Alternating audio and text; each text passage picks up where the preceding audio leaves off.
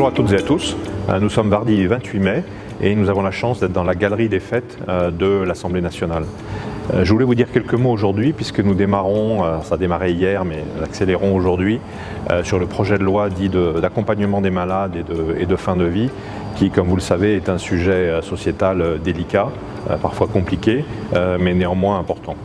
Alors pourquoi est-il important? Parce qu'il a deux volets, deux titres comme on dit. Le premier titre, c'est l'accompagnement des malades et le développement des soins palliatifs, et personnellement je trouve que c'est le point le plus important. Le projet du gouvernement est de s'engager sur 10 ans sur un déploiement sur l'ensemble des départements qui n'ont pas encore accès en soins palliatifs fixes, en tout cas, ce déploiement et aussi des unités mobiles pour que d'ici 10 ans au maximum, l'ensemble des départements français soient couverts en termes de soins palliatifs. Et on parle d'environ 1,1 milliard sur 10 ans.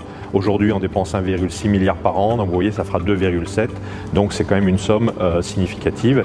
Voilà, donc pour conclure sur le titre 1, vous avez compris que c'est très important parce que c'est un plan sur 10 ans de déploiement de l'accès aux soins palliatifs fixes ou mobiles dans les EHPAD ou à domicile sur l'ensemble des départements qui n'en sont pas encore pourvus aujourd'hui. Et c'est important puisque on dit souvent que le nombre de demandes d'aide à mourir est divisé d'environ par 5 quand les soins palliatifs sont disponibles. Il y a différentes études, différents ordres de grandeur, mais c'est à peu près l'ordre de grandeur, vous voyez, c'est colossal.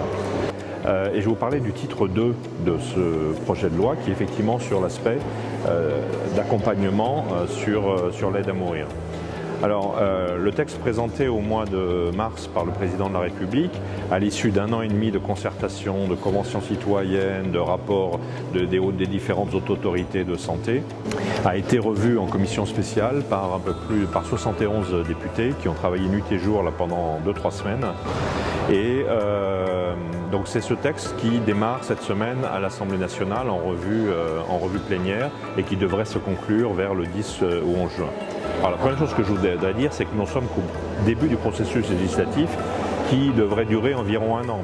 Voilà, donc sur le titre 2, mon objectif c'était de proposer des amendements, j'en ai proposé 6 et j'en ai co-signé 5, afin d'essayer de revenir vers le texte initialement proposé mi-mars par le président de la République, en particulier les 5 conditions pour pouvoir éventuellement demander l'aide à mourir, incluant notamment le pronostic vital engagé à court et moyen terme, la pleine conscience du patient, donc le fait de ne pas se référer à des consignes anticipées. Donc voilà les principaux amendements et vous pouvez retrouver les autres sur le site de l'Assemblée nationale. Je me suis aussi attaché à regarder les histoires de délai, donc 15 jours pour que le médecin collégialement se prononce, 2 à 3 mois donc, ensuite pour le patient pour confirmer la décision. Voilà, un certain nombre de choses comme ça. Je ne vais pas rentrer dans les détails là, mais donc je suis ce sujet de près, bien sûr, et vous pouvez suivre mes amendements sur le site de l'Assemblée nationale. En parallèle, je rencontre régulièrement les personnes qui me demandent, les associations et de toute opinion, pour ou contre, à ma permanence donc en circonscription à Croissy-sur-Seine. Je consulte. Ce matin, nous étions députés avec Catherine Vautrin, qui est donc responsable du texte. J'ai eu un petit déjeuner ce matin avec un groupe de députés avec Jean Leonetti, qui est connu comme étant un des experts du domaine, puisque c'est la première loi sur le sujet porte son nom, et puis un certain nombre d'autres personnes.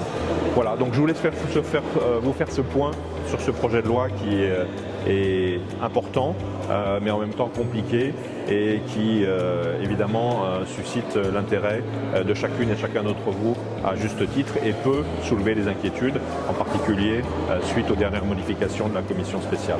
Voilà, je vous tiendrai au courant de la suite des débats. Vous pouvez suivre les débats sur la chaîne parlementaire, bien entendu, et autrement contacter Nathalie Moulin en circonscription si vous souhaitez assister au débat dans l'hémicycle entre maintenant et le 11 juin, jour du vote final, si ce n'est pas décalé de quelques jours face aux 3000 et quelques amendements. Mais donc n'hésitez pas, c'est le meilleur moyen de voir comment la représentation nationale aborde les débats sur un sujet aussi important que celui-là.